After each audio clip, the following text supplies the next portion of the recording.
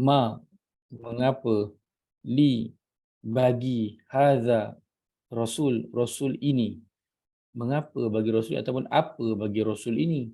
Kan dia macam tak kena, kalau tak ada li itu dia lebih mudah untuk difahami. So tu tak apa, kalau kita terjemahkan tak apa pun nak faham tak apa, tak ada masalah. Kadang begitulah. Ayat ke-16 pada surah yang ke-57, Auzubillahi minasyaitonirrajim.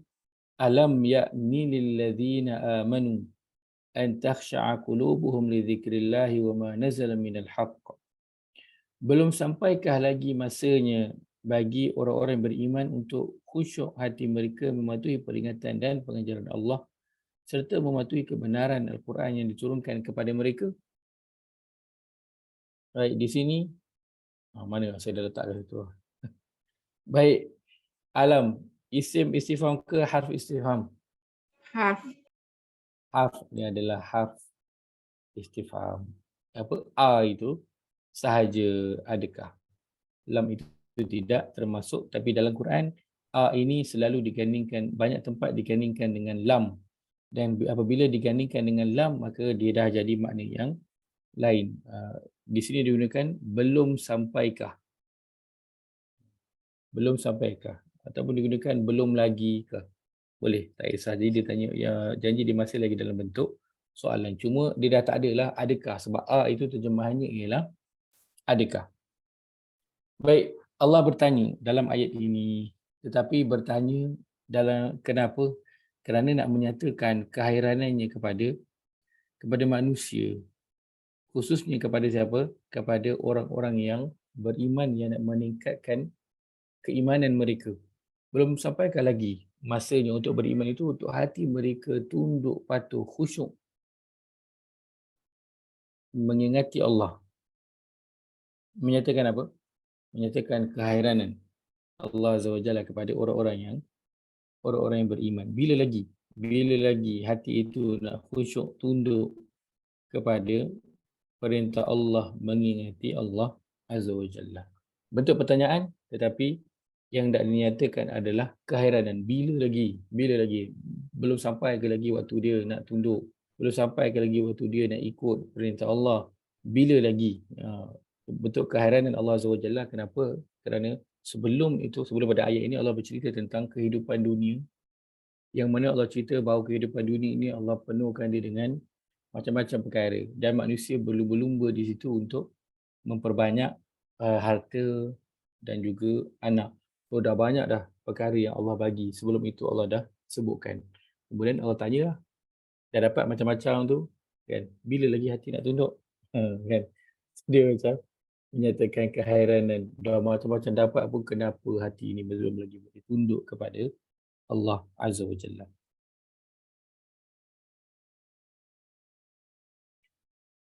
Alam tara ila alladhina nafaqu yaquluna li ikhwanihim alladhina kafaru min ahli kitab.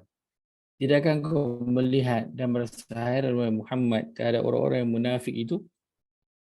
Kan, alam digabungkan lagi, dia adalah harf istifham digabungkan dengan lam, terjemahan di sini diletakkan tidakkah. Tadi belum sampaikah, sini tidakkah, boleh je, tak ada masalah. Allah bertanya, tidakkah kau melihat wahai Muhammad terhadap orang-orang munafik itu yang mereka bersaudara dengan orang-orang kafir daripada kalangan ahli kitab? Kau tak tengok ke dia orang tu? Allah bertanya, nak menyatakan apa kehairanan Allah SWT kepada orang-orang munafik yang mereka itu ikhwan, bersaudara dengan siapa? Orang-orang yang ingkar. Sedangkan orang munafik ini orang yang apa? Islam ke bukan Islam? Zahirnya mereka adalah orang Islam. Maka orang Islam, saudara mereka adalah siapa? Saudara seagama, orang Islam juga. Tetapi orang munafik, mereka telah bersaudara dengan siapa? Dengan orang-orang yang ingkar daripada kalangan ahli kitab, iaitu orang Yahudi. Sebab itu Allah menyatakan keheranan dia kepada orang munafik ini. Dia salah pergi ambil saudara, salah pergi ambil kawan baik. Dia pergi ambil yang tidak sepatutnya. Allah nyatakan keheranan dia dalam bentuk pertanyaan. Afi qulubihim maradun amirtabu am yakhafuna ay yahifallahu alaihim wa rasuluh.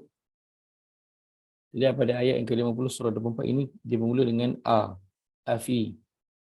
Dia adalah harf istifham. Kemudian digandingkan dengan apa? Dia ada am kat sini dan juga am di sini. Am ini atau. Ini bukan istifham lah. Cuma ini adalah gandingan yang selalu digandingkan dengan kata tanya Adakah kerana hati mereka mengandungi penyakit atau kerana mereka ragu-ragu ataupun kerana mereka tahu bahawa Allah dan Rasulnya akan berlaku zalim kepada mereka? Allah bertanya dengan menyatakan kehadiran kepada orang-orang yang ingkar, kepada orang-orang munafik itu, kenapa mereka tidak mahu mengikut apa yang Allah perintahkan dan apa yang dibawa oleh Nabi SAW. Ini kita tak tentu detail sangatlah. Ini kita tengok secara umum sahaja. Ustaz, Baik, atau ya tu saya. sorry. Atau tu kategori apa, Ustaz? Atau perkataan kita ada am dan kita ada au. Dalam apa kita dah sebutkan belum beza antara dua tu? Belum, tak tahulah tu, Ustaz. Am dan juga au. Ada tak saya sebutkan sebelum ni? Kalau Ustaz pun dah sebut, kita tak ingat, Ustaz. Baik, bezanya au dia selalunya tak digandingkan dengan ataupun hal. Dia macam kita sebut, saya suka waktu tengah hari kadang-kadang saya makan nasi atau mi. So itu pernyataan, so diguna au. Tapi kalau dalam pertanyaan selalunya digunakan am. Kamu nak makan nasi atau mi kan? Baik. Am ini ataupun au kategorinya apa? Kategorinya adalah huruf ataf. Dia adalah kategorinya adalah harf. Dia kategorinya adalah harf. Dia masuk harf ataf. Au dan juga am. Terima kasih, Ustaz. Yang ke-8, pengagungan dan juga kehebatan. Pengagungan dan juga kehebatan. Firman Allah pada ayat kursi, A'udzubillahi minasyaitanirrajim. Allahu la ilaha illa huwal hayyul qayyum la ta'khudhuhu sinatun wa la nawm lahu ma fis samawati wa ma fil ard man dzal ladzi yashfa'u 'indahu illa bi idhnih. Allah, tiada Tuhan yang berhak diabdikan diri melainkan Dia yang tetap hidup, yang kekal selama-lamanya, mentadbirkan sekalian makhluknya yang tidak mengantuk, usahakan tidur. Yang memiliki segala yang ada di langit dan yang ada di bumi. Baik, soalannya datang. Siapakah yang dapat memberi syafaat pertolongan di sisinya melainkan dengan izinnya? Di sini ada perkataan man. Man kategorinya adalah isim istifham. Terjemahannya siapakah?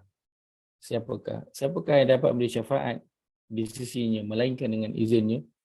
Allah bertanya, tetapi bukan bertanya apa-apa, tapi bertanya kerana nak menyatakan pengagungan dan juga kehebatan Allah SWT. Terjemahannya kalau lebih kita nak nampak ialah siapa lagi yang boleh bagi syafaat di sisi Allah kecuali dengan keizinannya? Siapa lagi?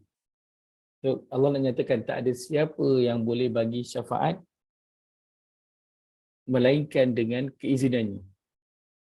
Kan? So, sebab ramai yang akan dapat bagi syafaat. Orang beriman, Nabi, malaikat, Al-Quran, banyaklah yang akan memberi syafaat kepada seseorang itu. Akan tetapi, dia tergantung dengan apa? Biizni. Dia tergantung dengan keizinan Allah Azza wa Jalla. Kalau nak menyatakan kehebatan dia, Allah kata, Man zalladhi yashfa'u indahu illa biizni. Siapakah yang dapat bagi syafaat di sisi Allah melainkan dengan keizinan Allah? Tak ada siapa. Allah bertanya dengan nak menyatakan kehebatan dirinya, bahawa tak ada siapa yang akan dapat beri syafaat melainkan setelah mendapat keizinan daripada dirinya. Wa ashabul yamini ma ashabul yamin. Baik. Kita lihat pada perkataan ma yang ada pada surah Al-Waqiah ini. Dan puak kanan. Alangkah bahagianya keadaan puak kanan itu. Kat belakang tu dalam terjemahan dia letakkan apa? Dia letakkan terjemahan. Dia letakkan apa? Tanda soal. Tanda soal. Ada ma kat situ. Kalau kita terjemahkan literally, bunyinya jadi macam mana? Dan golongan kanan. Apakah golongan kanan? Dia jadi macam tu. Dan golongan kanan. Apakah golongan kanan? Ya, dia jadi ayat dia macam apa benda tak faham. Kan? Ma di sini kategorinya apa? Ini dah dia isim istifham. Tapi di sini bukan Allah nak bertanya. Walaupun di hujung tu ada tanda soal. Tetapi di sini nak menyatakan apa? Kehebatan dia. Nak menyatakan kehebatan golongan kanan ini. Itu terjemahnya pun alangkah bahagianya. Alangkah bahagianya keadaan puak kanan. Ini tak ada ni. Ini tak ada dalam teks Arab. Ini adalah yang diambil daripada ma itu. Ma itu. Sedangkan ma dia adalah isim istifham. Kat sini dia ada isim istifham. Tanya. Apakah ada golongan kanan? Tapi dia bukan nak tanya. Dia nak menyatakan sebentar. Wahid Zulkaji saya. Dia nak menyatakan kehebatan golongan kanan itu. Alangkah bahagianya keadaan puak kanan itu. Dengan menggunakan kata tanya itulah ma di sini. Baik, yang ke-9. Isim istifham digunakan sebagai bentuk penghinaan, merendah-rendahkan, mengejek dan juga menyindir. Firman Allah dalam syaitanir rajim, wa tulu alaihim naba'a Ibrahim idh qala li abihi wa qaumihi ma ta'budun qalu na'budu asnaman fa nadhallu laha 'akifin qala hal yasma'unakum idh tad'un aw yanfa'unakum aw yadhurrun qalu bal wajadna aba'ana kadzalika yaf'alun qala afara'aytum ma kuntum ta'budun. Dan bacakanlah pula kepada mereka perihal Nabi Ibrahim ketika dia berkata kepada bapanya dan kaumnya, apa yang kamu sembah? Baik, perkataan yang pertamanya di sini, ma ta'budun. Ma di sini adalah apa? Isim istifham. Dia tanya, apa? Apa yang kamu sembah? Baik. Mereka menjawab, kami menyembah berhala-berhala. Maka kerana memuliakannya, kami berkekalan menyembahnya. Nabi Ibrahim bertanya, hal yasma'unakum istad'un? Adakah berhala-berhala itu mendengar kamu semasa kamu menyerunya? Hal kategorinya apa? Isim ke harf? Harf istifham. Ia adalah harf istifham. Adakah berhala itu mendengar kamu semasa kamu menyerunya? Atau mereka dapat memberikan sesuatu yang ada manfaatnya kepada kamu ataupun menimpakan suatu bahaya? Mereka menjawab, tidak satu pun. Bahkan kami dapati datuk nenek kami berbuat demikian. Nabi Ibrahim berkata, adakah kamu fikir sehingga nampak gunanya benda-benda yang kamu sembah itu? Di sini digunakan qala afara'aitum, perkataan a di sini. Kategorinya apa? Ini juga adalah harf istifham. Baik. Maka ada 3 soalan di sini yang ditanya oleh Nabi Ibrahim kepada kaumnya dan juga bapanya. Dia tanya pertama, apa yang kamu sembah? So, pertanyaan itu dia bukanlah kerana nak tahu, sebab Nabi Ibrahim tahu dah. Mereka ini ada yang sembah sembah matahari, ada yang sembah bulan, ada yang sembah bintang, ada yang sembah berhala. Nabi Ibrahim tahu dah. Tapi Nabi Ibrahim bertanya, ma ta'budun, apa yang kamu sembah? Itu sebagai bentuk apa? Nak bentuk penghinaan kepada mereka. Apa benda yang kau sembah ni? Tak apa-apa tak. Kan? Dia begitu, dia nak menghina. Kemudian dia tanya tentang sembahan kaumnya itu. Hal yasma'unakum itu, adakah mereka ni, apa yang kau sembah ni, dengar bila kau panggil dia ataupun kau berdoa kepada dia? Dia ni dengar ke? Kan, dia bertanya tapi bukan nak mendapatkan jawapan, kerana Nabi Ibrahim tahu dah. Dan mereka pun tahu dah bahawa apa yang mereka sembah itu tak mendengar. Kalau mereka panggil, cakap, apatah lagi meminta dalam berdoa. Tapi pertanyaan ini adalah untuk apa? Di surah apa Ustaz ni? Ya, ini adalah pada surah Asy-Syu'ara. Asy-Syu'ara. Surah yang ke-26. Ayat 69 hingga ayat 75. Okey. Pertanyaan, baik. Aizan. Pertanyaan adalah untuk apa? Nak menghina, nak merendah-rendahkan. Nak merendah-rendahkan apa? Sembahan yang disembah oleh kaumnya. Dan dalam masa yang sama, Nabi Ibrahim nak minta kaum dia dan ayahnya agar berfikir balik. Apa yang dia orang buat ni? Lepas tu dia bertanya. Dan Nabi Ibrahim tahu dia berada di pihak yang benar dan Tuhan dia, itulah dia Tuhan yang layak disembah. Maka kita pernah sebut tentang perkara ini, dia bukan nak berbangga, tetapi kita orang Islam, orang beriman kena ada rasa izzah, rasa tinggi, rasa mulia kita ini daripada agama-agama yang lain. Kena ada rasa izzah. Sebab itu Nabi Ibrahim tahu Tuhan dia adalah Tuhan yang benar. Sebab itu Tuhan yang lain semua dia akan rendahkan. Sebab itu semua bukan Tuhan yang benar. Dan dalam masa yang sama dia nak buka fikiran kaumnya dan juga ayahnya tentang apa yang mereka sembah itu tak bagi manfaat, tak dengar dan sebagainya. Kemudian dia qul afara'aytum ma kuntum ta'budun. Nabi Ibrahim berkata, adakah kamu tak lihat, kamu tak tengok ke apa yang kamu semua sembah ni? Dia tanya dia tadi. Kamu tak tengok ke apa yang kamu semua dah sembah daripada dulu sampai sekarang ni? Dan semua benda itu nak suruh tengok balik. Maksudnya apa? Dia orang ni katakan sembah bulan ke matahari ke ataupun berhala. Ada tak bagi apa-apa perubahan kepada mereka? Dari sudut kehidupan, memakbulkan doa, dapat apa yang minta ataupun hilangkan apa musibah, ujian, bala yang tertimpa kepada mereka. Tengok balik, dia orang ni boleh tolong kau ke tak sebenarnya? Itu dia bertanya untuk nak merendahkan Tuhan yang disembah selain daripada Allah Azza wa Jalla. Ustaz bertanya sikit Ustaz. Ya Ustaz, silakan Haji Alim. Perkataan ma juga saya ngadu adalah apa ni haraf nafi ya. Digunakan juga sebagai haraf nafi. Betul? Ya. Betul.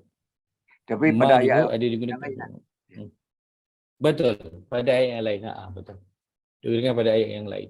Kalau yang ma yang haraf nafi itu bentuk penafian, itu dalam terjemahan juga akan diletakkan makna nafi. Dia akan letakkan makna tidak, tiada, ataupun bukan. Ya. Dia akan letak.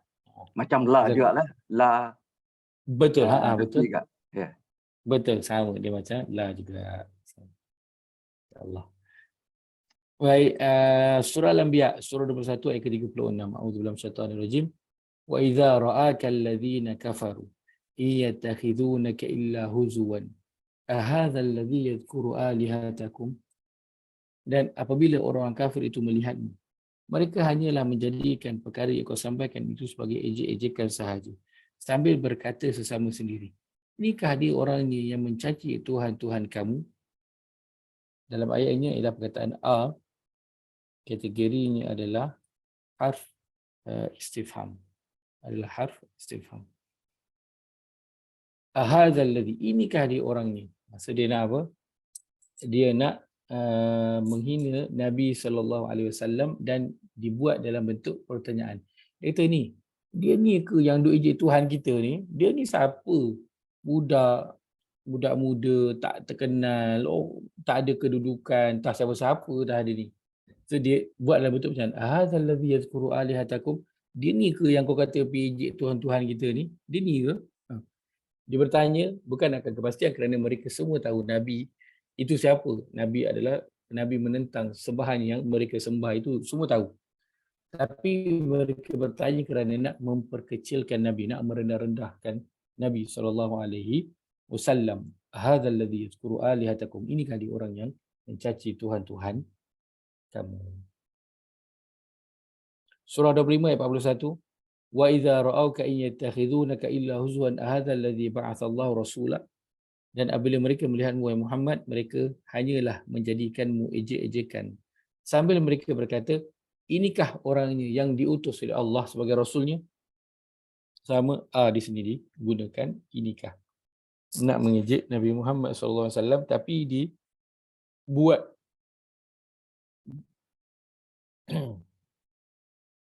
dibuat dalam bentuk pertanyaan. Dia bukan nak bertanya tapi nak menghina Nabi sallallahu alaihi wasallam. Qalu ya Syu'aibu asalatuka ta'muruka an natruka ma ya'budu aba'una aw an naf'ala fi amwalina ma nasha'. Mereka berkata, wahai Syu'aib, adakah sembahyangmu yang menyuruhmu supaya meninggalkan apa yang diperintahkan oleh datuk nenek kami, atau supaya kami melakukannya apa yang kami suka melakukannya dalam menguruskan harta kami? Asalatuka, harf istifham. Adakah solat engkau yang telah menyuruh engkau untuk menasihati kami agar kami meninggalkan apa yang kami sembah, apa yang datuk nenek kami sembah? So dia bertanya, kenapa nak menghina apa? Nak menghina Nabi Syuaib dan juga ibadah yang Nabi Syuaib buat. Dia kata, soalan kau ke ni yang buatkan kau jadi macam ni? Kan macam orang yang kadang baru masuk kelas kan, baru masuk kelas kuliah balik, belajar balik agama kan. Kemudian mulalah. Yang tak pakai tudung, yang tak solat mula solat. Yang tak tutup aurat mungkin tutup aurat ke. Atau lepas tu dah mula share, dah mula bagi nasihat. Kata, ni kau pergi kelas ni, kau belajar ni ke? Ini ke yang kau belajar kat kelas tu? Dia macam tu. So dia bertanya, bukan sebab dia nak tahu, tapi dia bertanya kenapa? Kerana dia nak menghina. Maka kawan Syuaib kata, solat kau ke yang suruh kau halang kami daripada sembah apa yang kami nak sembah ni? Solat kau ke? Dia bertanya, tapi pertanyaan itu adalah untuk nak menghina Nabi Syuaib. Qul aantum a'lamu amillah. Katakanlah wahai Muhammad, adakah kamu yang lebih mengetahui atau Allah? Perkataannya adalah Dia adalah kategorinya adalah harf istifham. Adakah? So Allah bertanya, adakah kamu lebih yang tahu ataupun Allah yang lebih tahu? Soalan itu perlu tak ditanya? Tak perlu ditanya pun. Kenapa? Jawapannya sudah pasti. Yang lebih mengetahui adalah Allah Azza wa Jalla. Tapi kenapa soalan itu ditanya? Kerana untuk nak menghina orang-orang yang ingkar kepada Nabi Muhammad SAW. Siapa yang lebih tahu? Kau tahu ke? Aku tahu. Kan? Dan kita cakapkan anak kita lah.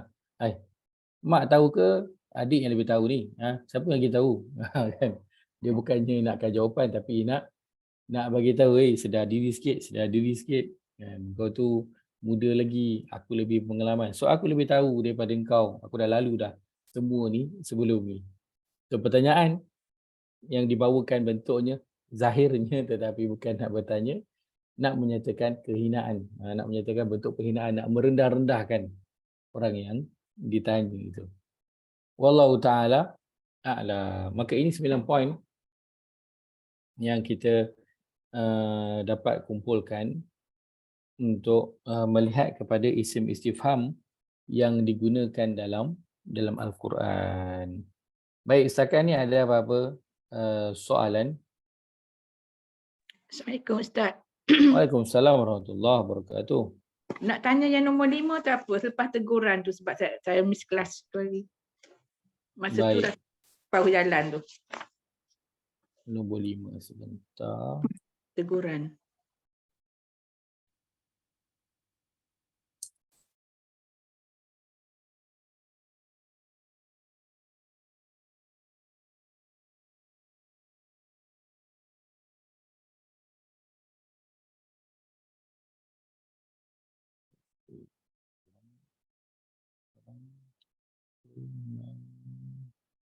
Nombor 5, ancaman ataupun menakut-nakutkan. Ancaman ataupun menakut-nakutkan. Masih Ustaz. Nombor 5 saja. Lain ada ya? Nombor 6 motivasi kan, dorongan kan? Betul. Betul. Baik. Alhamdulillah. Dan poin-poin yang dikongsikan ini dia adalah rangkuman daripada bacaan beberapa rujukan kita rangkumkan dan kita ringkaskan. Mudah-mudahan mudah bila kita baca Quran, kita tengok ada kata tanya, kita boleh lihatlah pertanyaan itu adalah untuk apa? Kan? Kerana kalau dia datang daripada Allah sudah tentu bukan menginginkan jawapan, maka mesti ada sebab lain kenapa Allah bertanya.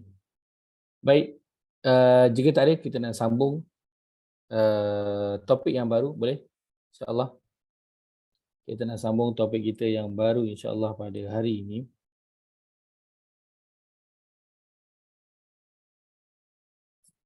Baik. Kita nak melihat kepada jenis huruf. Ini topik yang barulah. Ini topik yang baru. Haji Sel tak ada sayang. Baik. Jenis huruf. So sebelum ni kita dah bincang pasal isim, kita ambil detail sikit. Kita bincang pasal fi'il, kita dah ambil detail sikit. Yang ini insyaAllah kita akan bincangkan fi'il tetapi dari sudut jenis huruf. Sebelum ini kita dah bincangkan fi'il dari sudut masanya, kan kita ada madhi dan juga mudhari'. So itu kita dah bincangkan sebelum ni. Maka yang ini kita akan melihat pada fi'il lagi, tetapi kita nak melihat pada jenis huruf yang ada dalam kata kerja itu ataupun dalam fi'il itu. So perbincangan kita ini akan berkisar tentang root word ataupun kata akar. Tentang root ataupun kata akar. Baik, secara umumnya dalam bahasa Arab kata kerja itu diwakili oleh minimum 3 huruf.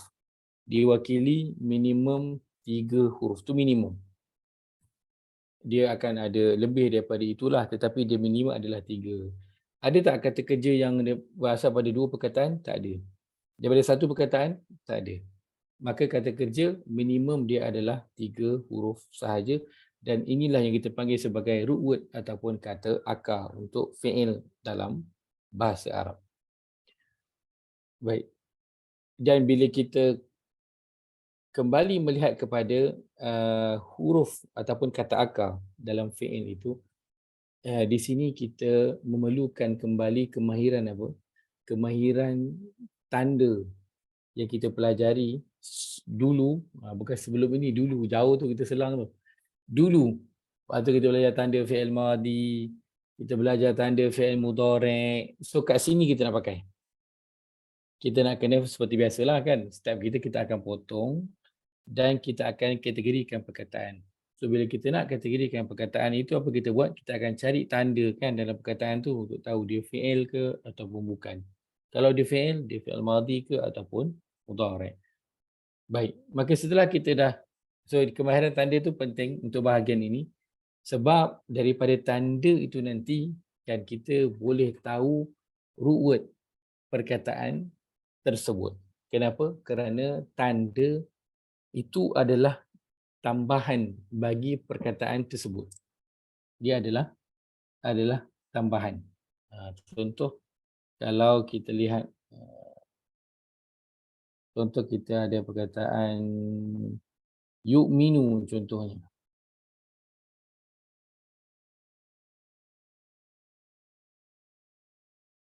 Perkataan dia yang ada, kita ada ya di awal perkataan, huruf akhir berbaris depan. Maka kalau kita nak cari root word, kita nak buat apa? Kita buang tanda yang ada. So di sini apakah tanda dia? Kita ada ya di awal perkataan. So buanglah ya tu. Huruf akhir berdepan, tak apalah, baris tu kita boleh nak potong pun boleh, kita nak biar pun tak apa, yang penting huruf tu yang kita buang. So yang tinggal apa? Yang tinggal adalah hamzah, mim dan juga nun, dan itulah dia punya root word ataupun kata akar. So kalau nak buka kamus, kita akan cari hamzah, mim, nun. Kita tak cari ya, hamzah, mim, nun. So itu yang kita nak. Kita akan pelajari, kita akan lihat bersama-sama pada bahagian jenis huruf untuk fi'il ini insya-Allah. Baik. Fi'il. Fi'il jika dilihat daripada jenis huruf, dia terbahagi kepada 2. So kita ada fi'il yang dilihat dari sudut masa, dia ada 2 juga, madhi dan juga mudhari'. Ini adalah apa? Fi'il yang dilihat dari sudut jenis huruf, dia terbagi kepada 2. Yang pertama namanya mu'tal, yang kedua namanya ialah sahih. So ada 2. Yang pertama namanya mu'tal, Yang kedua namanya sahih. Sampai situ dulu. Jangan tengok yang lain. Saya lama.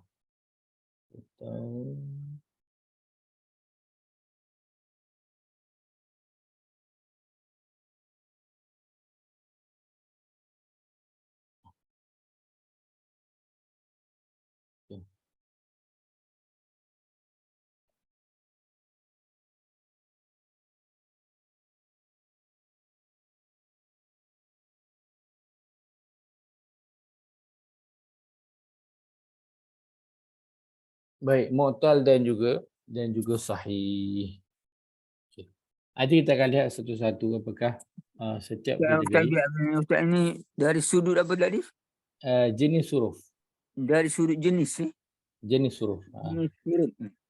Jenis huruf yang ada dalam fi'il itu. Baik. So, kita ada fi'il sahih dan juga mu'tal. Dan bahagiannya mu'tal itu kita ada 3. Yang kita ada misal, ajwaf, kita ada 4, naqis dan juga lafif. Sahih kita ada salim, mahmuz dan juga mudha'af. Lafif bagi 2 kan. So apa benda cerita semua ni panjang benar. Panjang benar dia cerita ni kan. Baik, so jangan pening dulu. Kita fokus pada 2 yang atas dulu. Tak kena slow juga. Betul. Kita fokus pada 2 yang atas. Lepas tu saya tak tunjuk lagi bawah, saya nak tunjuk yang atas sahaja. Yang bawah tu semua tak payah.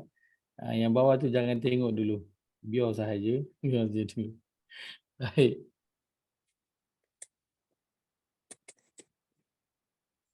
Okay, sebentar. Okey, baik. Kita ada mu'tal dan juga sahih. Apa benda mu'tal? Apa benda sahih ni? Okey, baik. Mu'tal adalah kata kerja yang diakhiri dengan huruf illah.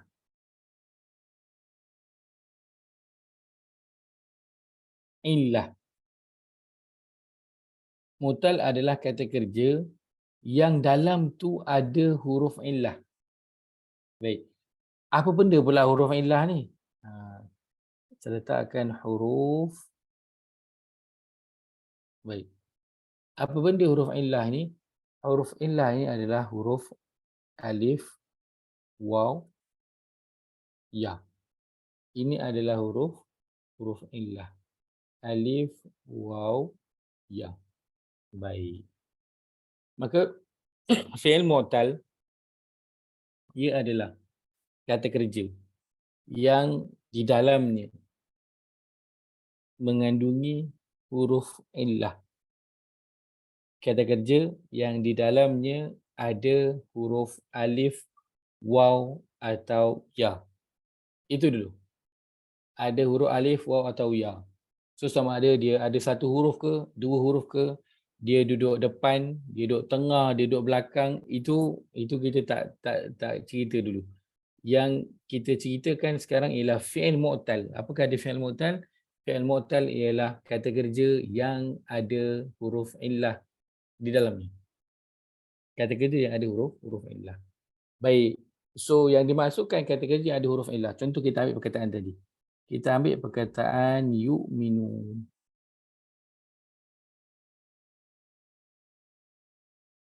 Perkataan yu'minu. Ini fi'il mu'tal ke sahih?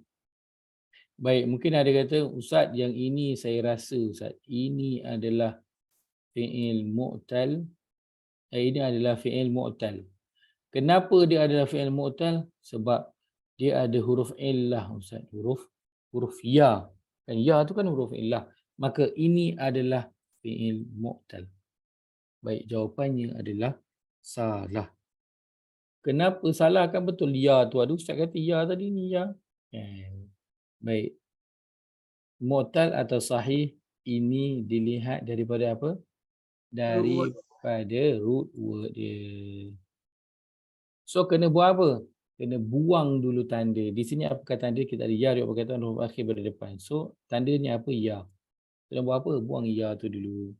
Dah buang ya, baru tengok. Ada tak huruf illah? Yang tinggal adalah hamzah, mim dan juga nun. Ada huruf illah? Tak ada. So kalau tak ada huruf illah, maka dia bukan fi'il mu'tal. Dia adalah satu lagi. Iaitulah fi'il sahih. Maka fi'il sahih ialah apa? Fi'il sahih ialah kata kerja yang tak ada huruf illah. Itu je. Fi'il mu'tal, kata kerja ada huruf illah. Fi'il sahih, kata kerja tak ada huruf illah. Itu je. Dia punya beza. Sedang ke susah sebenarnya? Senang je kan? Walaupun nampak banyak benar dia punya bahagian tu kan. Jangan bimbang. Dia senang sahaja perbincangan dia. Baik. Maka fi'il apabila dilihat daripada jenis huruf, daripada root word dia terbahagi kepada berapa? Terbahagi kepada dua. Pertama ialah mu'tal, kedua ialah sahih. Apakah dia fi'il mu'tal? Fi'il mu'tal ialah kata kerja yang ada huruf illah. Fi'il sahih, kata kerja yang tak ada huruf illah. So, fi'il sahih ini adalah yang berlawanan dengan yang ada pada mu'tal. Dia yang berlawanan. Baik, sahih ini maksudnya apa? Sahih maksud dia sihat. Mu'tal ini kan kita dah sebut huruf illah. Huruf illah ini adalah huruf yang ada apa? Kecacatan. Dia ada kecacatan. Kenapa dia panggil huruf cacat pula? Kan dalam tajwid namanya huruf mad. Dalam bahasa Arab namanya huruf illah. Kenapa? Kerana huruf ini kita bukan ejek dia ada kecacatan ke apa, tetapi dia adalah huruf yang susah untuk diagak. Kadang-kala dia ada, tapi nanti tiba-tiba dia hilang. Kadang-kala dia ada, tetapi nanti tiba-tiba dia tukar. Dia adalah huruf alif, tiba-tiba dia tukar jadi huruf ya. Kan, contohnya, ataupun dia tukar jadi huruf waw. So itu yang dimasukkan dengan huruf illah. Dia huruf yang illah tu maksudnya yang ada kecacatan, kan? Ataupun kita boleh kata huruf yang bermasalah. Dia bermasalah, dia suka buat perangai. Kadang-kadang dia nak tukar, dia tukar je ikut suka hati dia. Dia nak hilang, dia hilang je ikut suka hati dia kan. Macam pelajar kan, yang duduk belakang dalam kelas kadang kan, dia nak keluar pada kelas, dia keluar je kan. Dia nak tukar tempat duduk, dia bertukar je duduk dekat tempat yang lain. Dia punya ikut suka hati. Ustaz, kita kata huruf sakit? Boleh. Ya. Boleh. Dipanggil juga sebagai huruf yang sakit. Dia Sakit, panggil kan? huruf yang sakit, panggil huruf yang cacat, macam-macam lah nama dia, huruf yang huruf Tak ada pencin illah. Pencin illah. Pencin. pencin. Pencin illah. Pencin illah. Orang pencin. Ada tak? Tak ada. Saya tak pernah dengar lagi pencin illah. First time dengar pencin illah. Tak pernah dengar. Baik.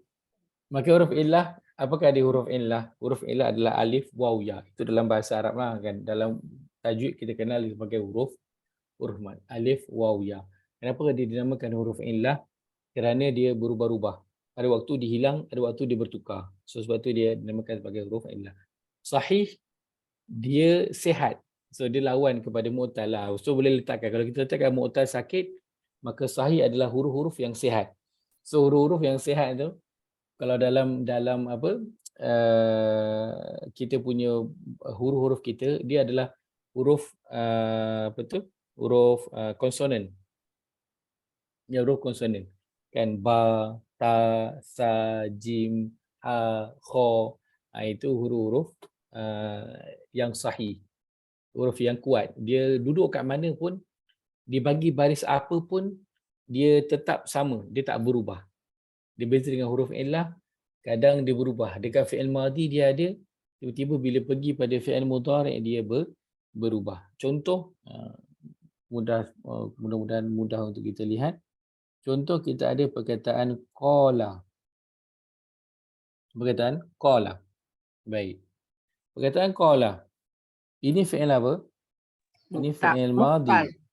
Madhi. Fi'il madhi. Baik. Bila dia jadi mudhari',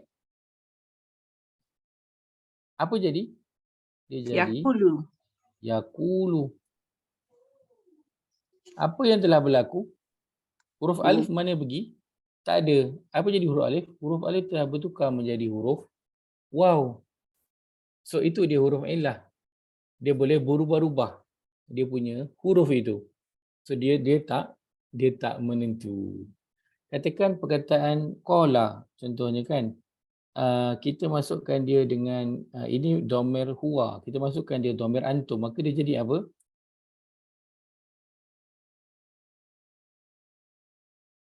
Dia akan jadi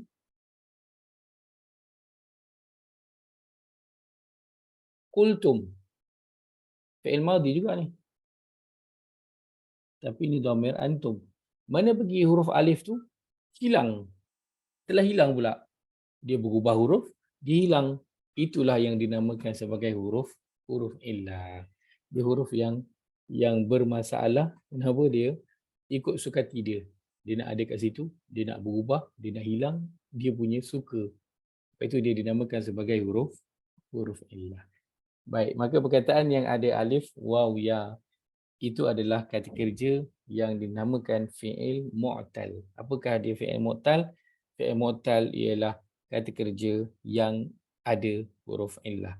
Fi'il sahih adalah kata kerja yang tak ada huruf illah. Boleh di awal ni, setakat ni? Clear ke? Ada respon? Boleh Ustaz. Boleh. Boleh Alhamdulillah. Sebab ini bahagian yang asas yang kita nak kena fahami bersama-sama sebelum kita nak masuk dalam perbincangan yang selanjutnya. Sebab nanti bila perbincangan lanjutnya dia adalah pembahagiannya nanti daripada yang asas ini sahaja. InsyaAllah tak susah. Yang bawah ni adalah pembahagiannya sahaja daripada yang asas ni. Maka yang asasnya kita kena tahu yang pertama, kata kerja dalam bahasa Arab ia minimum adalah 3 huruf. Yang pertama. Yang kedua dalam root word itu kita akan lihat sama ada huruf illah ataupun tak ada huruf illah. Maka kalau ada huruf illah namanya adalah fi'il mu'tal.